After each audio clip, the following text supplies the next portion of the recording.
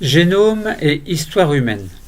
On va pouvoir se poser la question dans ce cours, l'histoire humaine lue dans le génome, est-ce que cela est possible? Est-ce qu'à partir d'une simple lecture d'une succession de nucléotides, on peut retracer l'histoire de l'homme? Bon, tout un programme. La diversité des allèles entre les génomes humains individuels permet de les identifier et par comparaison de reconstituer leurs relations de parenté. Les génomes portent en eux-mêmes des traces de l'histoire de leurs ancêtres, et ces traces vont s'altérer avec le temps, mais permettent néanmoins de remonter à un grand nombre de générations. Alors nous allons essayer de recenser, d'exploiter quelques informations sur la diversité allélique au sein des populations. On prendra l'exemple de l'homme.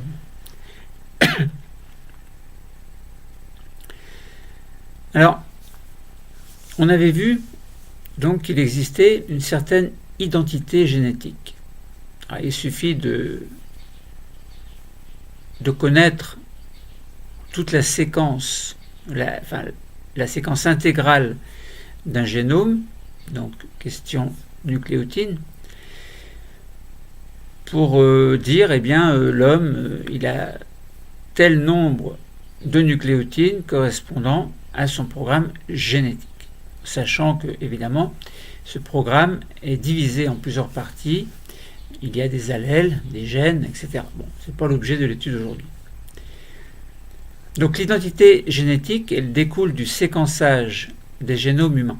Un séquençage qui peut être complet ou moins complet, ça dépend, mais l'homme a pu, les savants, les scientifiques ont pu réussir à séquencer entièrement le génome humain, donc de certains hommes en tout cas.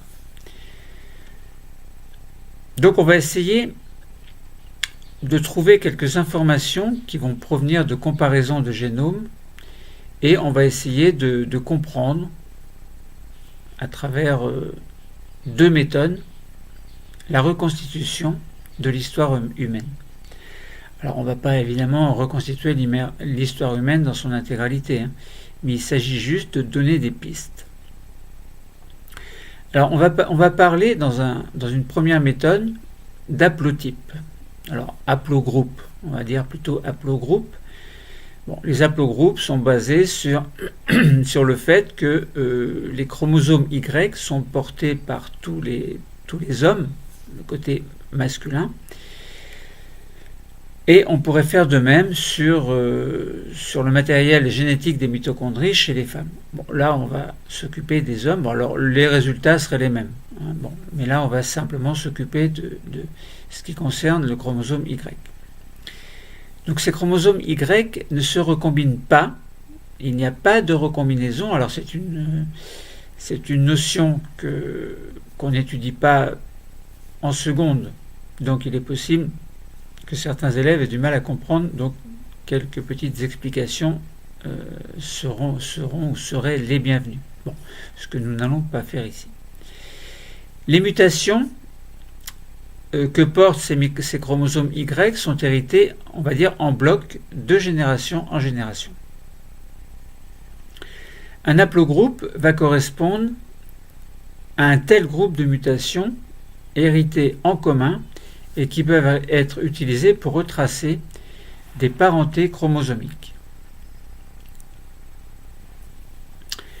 Alors si on prend l'exemple de deux personnes qui sont très proches au niveau dans une fratrie ou deux cousins, admettons, donc deux cousins par la lignée maternelle, ils peuvent avoir une parenté de chromosome Y qui peut être très éloignée.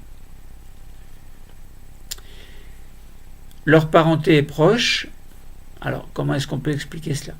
Nous allons comprendre tout à l'heure. Donc, certains documents vont pouvoir, donc que vous allez essayer de trouver sur Internet, vont pouvoir vous permettre de comprendre comment les haplogroupes peuvent être utilisés pour reconstituer des parentés. En fait, on va faire une matrice mutation haplogroupe. Il va falloir également un arbre de parenté des haplogroupes et une carte de répartition mondiale de la population humaine, donc qui a subi certaines migrations. Alors, On prend le cas du chromosome Y pour ne pas introduire de concept supplémentaire, donc du fait que le chromosome mitochondrial et sa transmission maternelle est un cas un peu spécial, puisqu'on remarque que seul l'ovule accueille le spermatozoïde, et donc dans le cytoplasme il y a des mitochondries, et donc ce sont ces mitochondries qui sont transmises aux cellules filles de la mère. Donc ce qui n'est pas le cas chez les garçons, puisque c'est juste donc si par exemple c'était l'ovule qui venait à la rencontre du chromosome Y, donc de la cellule, pas du chromosome Y, mais de la cellule, donc du spermatozoïde qui contient le chromosome Y, eh bien on aurait le cytoplasme du chromosome qui porte Y. Mais c'est bien le chromosome, le spermatozoïde qui porte Y qui va aller fusionner son matériel génétique avec celui de l'ovule. Donc il y a bien uniquement le cytoplasme de l'ovule. Alors la relation entre le nombre de mutations partagées et la parenté est fondamentale pour comprendre cette méthode. Elle peut également être soumise en relation avec le temps écoulé et rappeler le principe de l'horloge moléculaire que l'on a vu précédemment, donc vous référez à d'autres cours.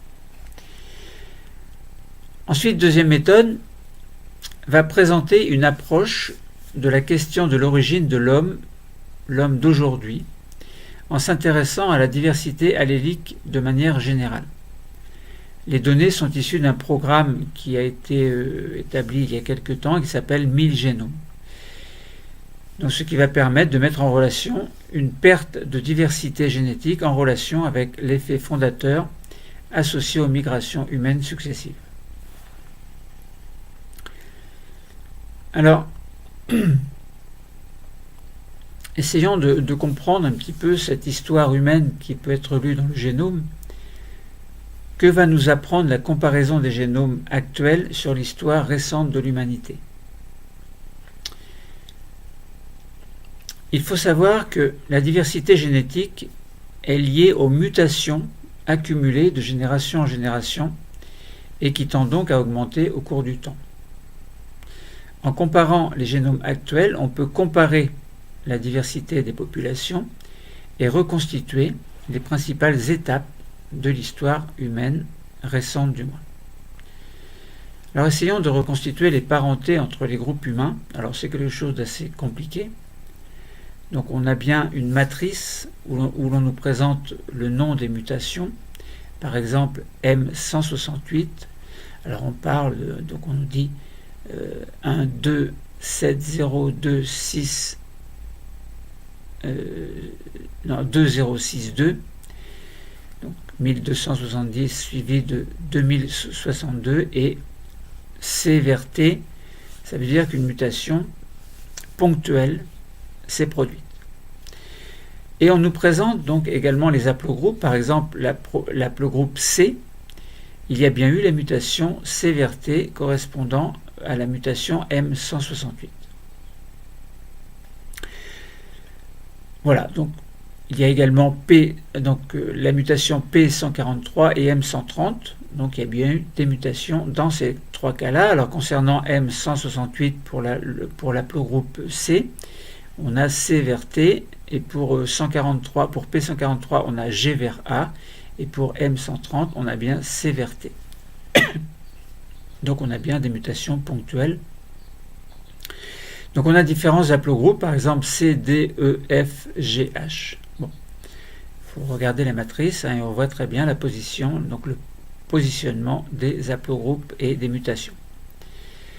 La reconstitution de parenté repose sur un principe simple. Donc si les mêmes mutations ponctuelles sont retrouvées chez deux individus, il est alors logique de supposer qu'elles proviennent d'un ancêtre commun qui possédait également ces mutations. Chaque homme possède un chromosome Y qui est nécessairement hérité de son père et au-delà évidemment de la lignée paternelle. Donc il y a en fait une succession de pères. L'étude des mutations portées par le chromosome Y a permis de définir des groupes de parenté entre les hommes du monde entier, ce que l'on appelle des haplogroupes.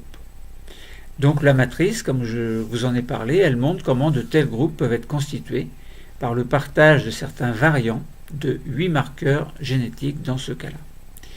Donc ainsi on peut comprendre la constitution d'haplogroupes qui est basée sur le partage de mutations. Alors, on peut essayer également de comprendre la répartition mondiale des principaux haplogroupes dans 22 régions du monde. Donc c'est un texte, il y a un tableau qui est présenté d'après Underhill et al. Donc je vous invite à vous référer à ce document pour mieux comprendre. Alors on nous montre la carte mondiale, une map monde en fait, avec donc des mutations, des couleurs, etc.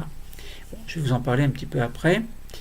Alors l'étude des haplogroupes montre qu'ils sont apparentés entre eux. Donc ça veut dire que il a existé des mutations et qu'il y avait bien une origine commune en fait. En supposant le taux de mutation constant, on rappelle que les mutations sont des phénomènes naturels mais qui se font de manière aléatoire et qui peuvent être quelquefois favorables, quelquefois défavorables quant à la survie de la personne qui va posséder cette nouvelle mutation. Donc en supposant un taux de mutation constant, on estime l'origine commune entre 150 000 et 300 000 ans, et c'est bien en Afrique que l'on retrouve la plus grande diversité d'haplogroupes. Donc l'homme est bien né, provient bien de l'Afrique. En Europe, l'aplogroupe majoritaire est le R, qui est l'un des nombreux sous-groupes de F, donc on avait cité le F tout à l'heure. Alors, des études sur les ADN anciens ont montré qu'il est apparu il y a 5000 ans, seulement en provenance de l'Est, ce qui coïncide avec l'apport des langues indo-européennes. Bon, donc sur la map monde, on nous présente donc des haplogroupes, alors on va dire A, B, E, etc., correspondant globalement à des mutations. Alors il faut avoir le document devant soi. Et puis on voit très bien là que l'origine humaine est d'origine africaine et que donc il y a eu par conséquent des vagues de migration que l'on peut comprendre aisément dans un autre document, donc qui va correspondre à ce que l'on appelle la diversité génétique en fonction de la distance à l'est de l'Afrique, et on verra également un modèle de reconstitution des migrations de populations d'Homo sapiens à partir du continent américain. Donc on nous présente un graphique montrant les gènes à l'état hétérozygote en pourcentage en fonction de la distance de l'Afrique de l'Est, donc à l'Afrique de l'Est, en kilomètres. Donc on part de 0 et on va jusqu'à 25 000 kilomètres. Les gènes, on va de 75, alors ça va de 0 à 75, mais en commençant par 75 gènes correspondant donc à ce que l'on trouve en Afrique. Ensuite, on va avoir donc 75 gènes à l'état hétérozygote, en pourcentage, 75% en fait, pas 75 gènes, 75%. Donc en Afrique, donc c'est bien en Afrique le départ, et puis ensuite on voit que le pourcentage de gènes à l'état hétérozygote va diminuer à mesure que l'on s'approche de l'Europe, où on voit plein de petits points verts, alors tout à l'heure on voyait plein de petits points rouges à 75%, situés pratiquement à une distance 0, évidemment, de l'Afrique de l'Est en kilomètres, et à mesure que la distance augmente, on trouve des gènes à l'état hétérozygote dont la quantité va diminuer. En Europe, et à 5000 km à peu près, on trouve à peu près entre 65 et 70%, alors qu'en Afrique, à la distance 0, on avait plutôt entre 70 et 75%. Et puis on a également en Asie centrale et du Sud, on a à peu près la même chose que les gènes à l'état hétérozygote de l'Europe. Donc ça veut dire qu'il y a eu des migrations qui sont parties de l'Afrique et qui sont arrivées, donc qui sont allées en Europe et en Asie centrale et du Sud. Alors on voit quelques points, alors on va dire la couleur jaune, dont la majorité est entre 60 et 65% de gènes à l'état hétérozygote en Asie de l'Est. Donc ça veut dire que la migration s'est poursuivie et on est là à 10 000 km du point de départ. Donc on voit très bien que la mutation est réelle. Ensuite, un petit peu plus loin, on voit qu'il y a eu, donc à 15 km de distance, il y a eu, et en Océanie, une migration, et puis ensuite en Amérique, à partir de, donc là on commence entre 15 000 et 20 000 ans, une migration qui s'est faite en direction de l'Amérique, où on trouve des gènes des pourcentages de gènes entre 60 et 45%. Bon, là on voit clairement que la diversité génétique qui peut se mesurer précisément par la fréquence d'allèles présents en 2 exemplaires différents. Donc on montre des gènes à l'état hétérozygote et ce graphique représente la proportion de gènes hétérozygotes chez des individus du monde entier en fonction de la distance du lieu de vie des individus par rapport à l'Afrique de l'Est. Donc la migration des peuples est bien réelle. Plusieurs mécanismes peuvent diminuer la diversité génétique d'une population. En effet, des difficultés peuvent être rencontrées et la sélection naturelle, bien entendu, va jouer. Il y a également le problème des migrations. Lorsqu'une petite population se sépare d'une population ancestrale, elle n'emporte et ne transmet qu'une petite fraction des allèles qui étaient présents initialement. On parle d'effet fondateur, comme on l'avait vu dans un autre cours. Donc à partir de ces données, on a pu reconstituer, à partir de ces données et de la comparaison des haplogroupes, on a pu reconstituer l'histoire probable des migrations de l'espèce Homo sapiens à partir du berceau africain. Donc je vous invite à trouver une carte sur un modèle de reconstitution des migrations de populations d'Homo sapiens à partir du continent africain. Alors on voit très bien des lignes, des vagues de migration avec des épisodes également de retour vers l'Afrique. Bon. Donc, épisode de migration, on a dit, donc de l'Afrique vers le Moyen-Orient, puis vers l'Europe et l'Asie centrale en parallèle, assez en parallèle en fait. Donc ça veut dire que des peuples se sont séparés, des peuples qui sont partis ensemble ou à peu près en même temps, se sont séparés par exemple en 2 groupes, en tout cas on peut l'imaginer. Et puis ensuite, ces migrations ont atteint l'Océanie et puis enfin les Amériques. Alors c'est étrange que l'Amérique en fait c'est peuplé depuis très peu de temps en fait. Donc c'est assez étrange. Donc voilà, comprendre comment on peut reconstituer l'histoire récente de l'humanité et expliquer la diversité génétique humaine. Bon, on a montré que des haplogroupes sont apparentés et des études valident l'hypothèse d'une origine unique et africaine d'Homo sapiens, comme on a montré grâce aux vagues de migration et en étudiant le pourcentage de gènes hétérozygotes, donc à l'état hétérozygote en tout cas. Et on peut mettre en relation la répartition des haplogroupes avec la reconstitution probable des migrations d'Homo sapiens en utilisant différentes données. Alors, par exemple, si on revient sur la première carte, donc on avait l'aplogroupe G, par exemple, qui avait 4 mutations en commun avec l'aplogroupe H. Bon. Donc vous voyez sur le tableau, sur la matrice que vous avez pu trouver, donc on a seulement, par contre, 2 en commun avec l'aplogroupe C. Donc ça veut dire que les haplogroupes G et H sont plus apparentés entre eux qu'avec l'aplogroupe C. Tous les haplogroupes possèdent des mutations en commun, ce qui montre évidemment une origine commune.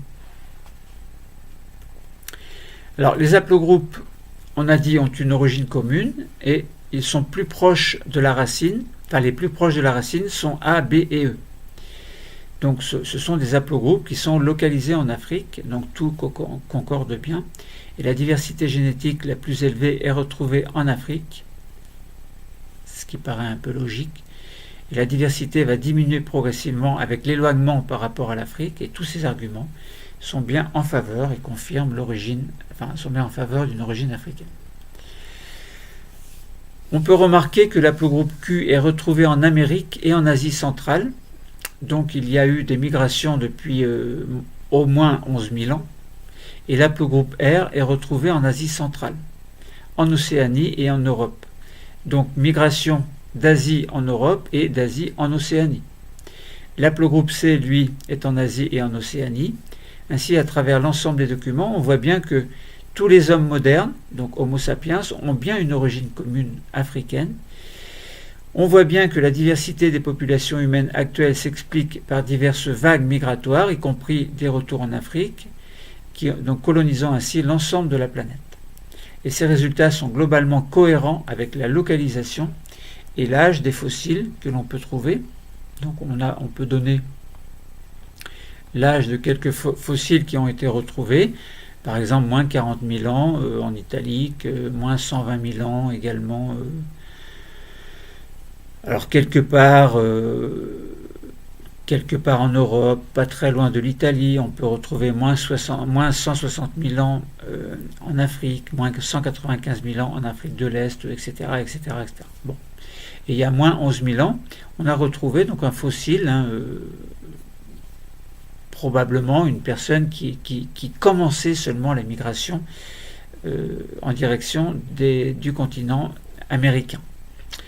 Bon, donc c'est étrange, on peut très bien imaginer une histoire comme cet homme est mort là ou cette femme à cet endroit-là, et puis on imagine donc des gens qui étaient avec lui et qui ont continué à vivre leur vie.